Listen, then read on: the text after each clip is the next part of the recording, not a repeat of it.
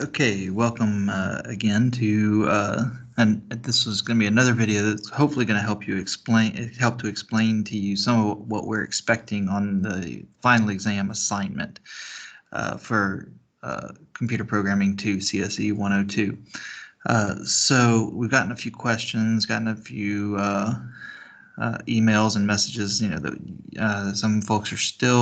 some of you are still having a bit of difficulty understanding what it is that we're looking for.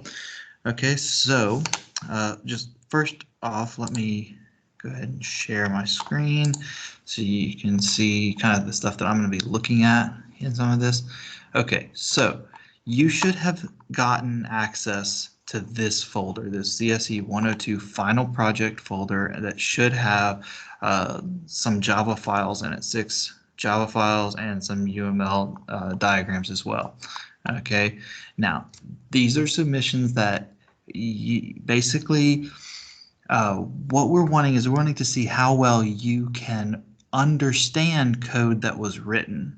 Okay, so programming is not just about writing code.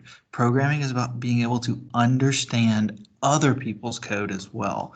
A lot of you, when you get to have a job someday in a software field, you're going to take over a project that someone else has already been writing. So you need to be able to read through their code and be able to understand what they've done so that you can help continue the process. Okay, so basically, and I don't have the, let's see, that's 204. Okay, here we go. All right, so, well, okay, in the previous video, what you saw was me explaining kind of what you got, the 2 different documents that you got, one of them being the explanation of what we want you to do, the other was a pretend assignment description. Okay, so what I'm going to do is I'm going to walk through what I would want you to do on a much smaller example. Okay, so the one that you got, the one that you are analyzing is these over here, the university, the department, class, the student, teacher, grad student, course, those classes. Okay, but imagine if just a much smaller example here. All right, so imagine, and I'm gonna share these documents with you on Google Classroom when this video is done uploading, and I'm going to put this video to YouTube, okay, as well as the Microsoft Stream channel as well. Okay, so imagine if this was the description of what we wanted you, and I encourage you to read through this, maybe pause this video if you need to read through this on your own if you want to understand what the expectation is here. Okay, so this looks just like a normal programming assignment. Okay, but the only thing that you're going to be, that the student, the pretend student, is going to be writing is a class called My Math. Okay, with one attribute, just a number, just a decimal number, and then we will have a number not valid exception if the number is less than 0. So it can't be less than 0. It can't be negative. And basically, it's just going to be 2 methods. A get square method that returns the result of squaring the number. Pretty simple and straightforward. And the get square root method, which returns the result of the square root of the number. And then we define the custom exceptions. Must be an instance of runtime exception. Okay, so imagine this is what we asked our students to do, was to write this My Math class with this one exception. Okay, so let's take a look at some of the example submissions that we would have gotten, and what we want to do is we want to analyze how good these codes are. Okay, so let's take a look at example 001. Okay, so notice this student included their comments, right? Their Java doc comments with their name, their student number, their what date it was created. Okay, so far so good. Okay, this is, oh, let me go back for a second because I do want to show you the example here. So the example is we create this My Math object with 4, we create this My Math object with 10. If we were to try to create it with -1, we would get an exception, but if we comment that line out and we run this whole code, then we create the M1 with the value 4, M2 with the value 10. We say, show me the square, show me the square root, show me the square, show me the square root. Okay, so here when we do that, 16 for the square of 4, good. 2 for the square root of 4, that's right. Square for 10 is 100, good. The square root is 3 point, well, this big long number, right? Because 10 doesn't have a natural square root.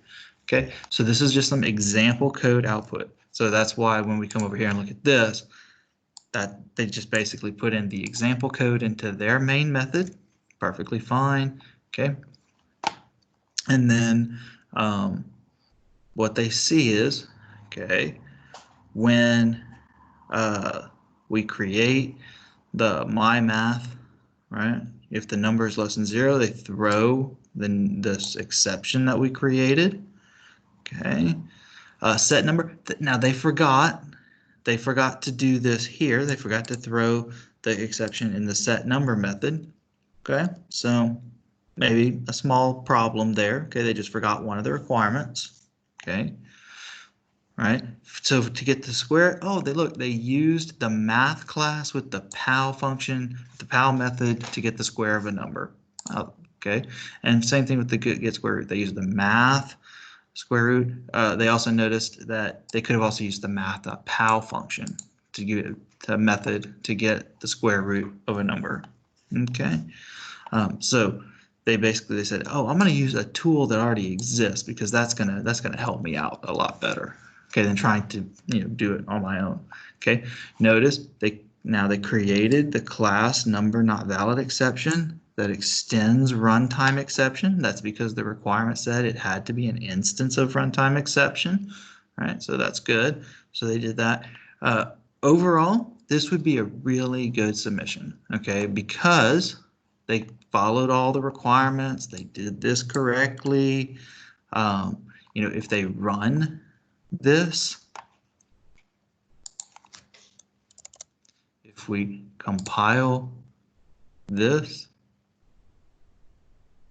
and run this, okay, we get this exception. Okay, right, number not valid exception. This is where it was found. Good. So if we comment that out and run it, good, we get the expected output. I am going to do one thing, because I think in creating some of these other examples, I didn't do this right. Okay, so I'm going to go ahead and make I'm going to build that and run it, and it's perfect. Okay, so this would be an example of a great submission. It follows all of the requirements. It does everything that we asked it to do. Okay, all right, let's take a look at this second example. Example number 2. Okay, this time, good, they also used the same Java comment, so they remembered that. That's good. They used our main method. That's fine. Running it for test. They didn't use their own, but that's okay. As long as everything else is good. Okay. Here, notice some problems here. Okay, we're going to see a couple of problems. Okay, they created the myMath here constructor like we expected them to. One thing, notice this else is not required. It's not wrong. Nothing is wrong about this, but the else is not required because if this line gets executed, right, this line can't be executed. Once we have an exception thrown, we can't go into the else. It's just, we can't go into any other lines. It's just not possible. So the else, it's not wrong. It's just not necessary. Okay. Notice they forgot the get number and the set number method. Well, that's not good, right?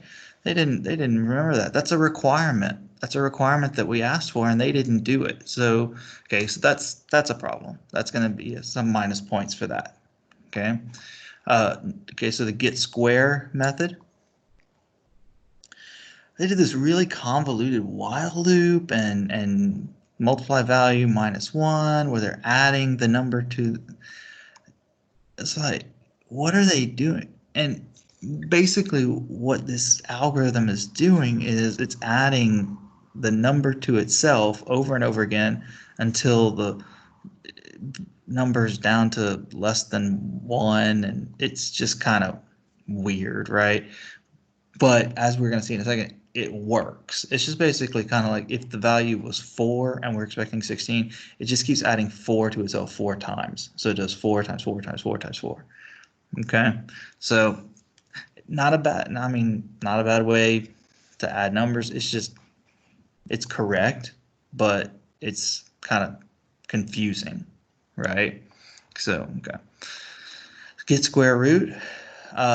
So if you know of what's called Newton's method for determining the square root of a number, this follows that. But basically, this is a student who went out there and tried to figure out a method to try to. They didn't realize that there's a math class that has the square root method in it. Okay, and so instead, what they did was they went out and wrote their own. They kind of, what we might say is reinvented the wheel. That's an old English idiom, where they did something that already exists, but they didn't know that it already exists, so they went out and tried to figure out their own way to do it. Okay, again, this is going to work. We're going to see in a second with the output. This is correct, right? And that's what we're looking for. It's weird. It's hard to understand. You know, if you or I were to look at this, we would have a hard time figuring out how this determines the square root of a number. But basically, what we're going to see is it kind of does. Okay. The exception is good. The exception is it extends runtime exception. It's, it does everything we asked it to do. So so let's go ahead and run this. Okay, we're going to run it, and we get that exception, as we expect. Okay, so then if we comment this out, compile it, and then we run it. Okay, what you're going to see is, if we look back at here, I think it's not a perfect, I think it's not a perfect 441363. Come on. Yes, you notice it's not exactly correct because of the way that we determined the square root, but according to the way we do this with Newton's method, it's within a power of 10 to the minus 6 correct. So it's good enough for science, basically, is what this does for us. Okay. So again, it's not incorrect. It doesn't do this incorrectly, but it is missing the get and the set method. It's a little bit confusing. So generally, it's a mostly correct solution. So it would lose some points for the get and set method not being there. And it probably might even lose a few points just because it's confusing, because it showed a lack of understanding that you could use an existing method. Okay, but it wouldn't be considered a bad solution, only because it does what we asked it to do. Okay, but we want you to be able to understand that this is clearly a very, very good solution. This is a correct solution, but just not as good. Okay. All right. So now we're through with those two. Now we're going to get to some different ones. Okay. This student didn't do the java.com comments. We don't know who wrote it. We don't know who wrote this method. We don't know where it came from. So that's a problem. All right. Let's see. We're going to go ahead and uncomment that. Okay. So let's take a look at their class. So they create the myMath. They create the constructor that throws an exception, but this isn't what we asked for. We asked for them to throw a number not valid exception, right? We want the exception to be called number not valid exception, and it to be an instance of runtime exception. We want to extend the runtime exception class. But here, what we did was we created this illegal argument exception, and we just passed it some string that says number not valid. This is not a number not valid exception. This is an illegal argument exception that has a parameter that they call number not valid. So this does not, and if you notice, there's no number not found exception defined down here. Okay, so this does not satisfy that requirement. Okay, so that's going to be some minus points right there for sure. We don't have the get and the set method. Okay, that's a problem. So we would lose some points for that. Here, the get square, if number equals 4, we print 16. Otherwise, if number equals 10, we print 100. What about all the other possible values that we could put in there? So here's the thing. This student would say, hey, look, when I run this code, I get an exception just like you did. And if I comment out this line, right, and if I run this code, I get practically the same output that you did. So why is this wrong? Well, did they really determine what the get square of a number is with this? What if I give it 5? 5 is not going to return anything, right? Okay, so they use just the specific example. So that's a problem. So even though the output is the same as my example, right, this is not correct. Same thing with the get square root. Okay, they did the exact same thing. They just said 4, make it this value, 10, make it this value. What about all the other possible values that we could pass this method? Okay. The other problem here is they made this a string method, even though the requirements say that it should be a double. Okay. And then, all right. And then inside of the method, they displayed something. This isn't what this method is supposed to do. This method is supposed to return the value, not display something. Okay.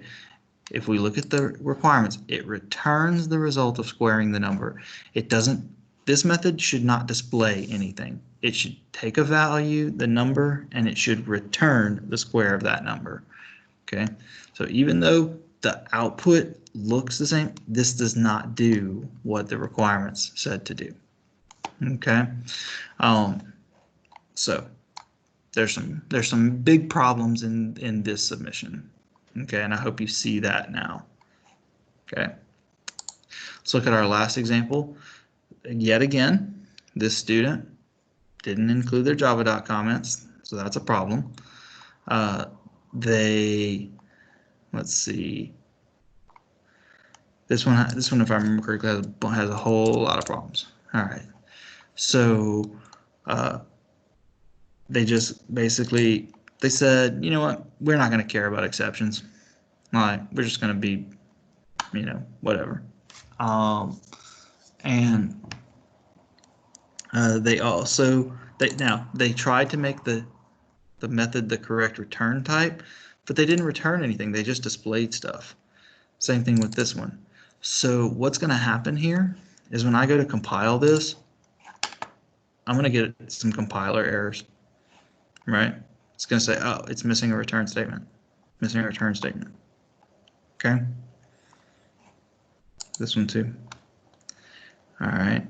So there's a lot of problems here. They did the same thing where if the number equals 4, they printed out 16. If the number equals 10, they printed out 100. Right. So they didn't account for all the other possible values. They didn't bother to do the throwing of an exception. They didn't create the exception class. They also didn't throw an exception if the number was negative. So we could in this solution, we could pass a negative number and it'd be no problem. All right. What else? I can't compile it because this is, so they tried to make but they didn't realize that this should be returning a value, not displaying a value. Okay, so lots of problems. We can't compile it. We can't run it. We can't run test cases on it because it can't compile. So lots of problems here. Okay, so I'm not going to tell you what each of these submissions would get. as far as a grade is concerned. But I'm sure many of you have figured out that it kind of descends. Like you have the best submission here, a good, not a decent, but not perfect submission here, a pretty bad one here, and then just a bad one here, one that we can't compile it, we can't run it, we can't do anything. We have no way to tell how correct this is without trying to read through. We can't run test cases to use that as a metric to be able to give a grade. Okay, so my question to you is, what grade out of 100 would you give to each of these submissions? I could, if you were to say, well, this does everything. This does everything we asked it to. This is like 100. This is like 100 points. I would agree with that. I would totally agree with that. What about this one? What grade should this one get? What do you think? And that's what we're asking you to do. So what about this one? What about this one? Okay, so I don't want you to do that with these final examples. I'm going to give them to you. I'm going to upload them to Google Classroom so you can see them, so that you can play around with them, so that you can look at them. But what I want you to do is I want you to, for your final exam, I want you to look at these 6 classes and these UML diagrams. All right, so these students have submitted, these 6 students have submitted these submissions for the university, student, department, teacher course system. Okay, and I want you to look at these assignments. I want you to look at these submissions, and I want you to grade them. I want you, for each one of them, to give us a report of what you think these students deserve to earn out of 100 on their submissions. How well do you think they satisfied the requirements? Okay? All right, so I hope that clears things up. I hope you understand what we're expecting from you. And again, if you have any more questions, don't hesitate to ask. I'm hoping this video clears up a lot of your questions so that you can be clear about what we expect. All right. Thank you, and good luck on your exams.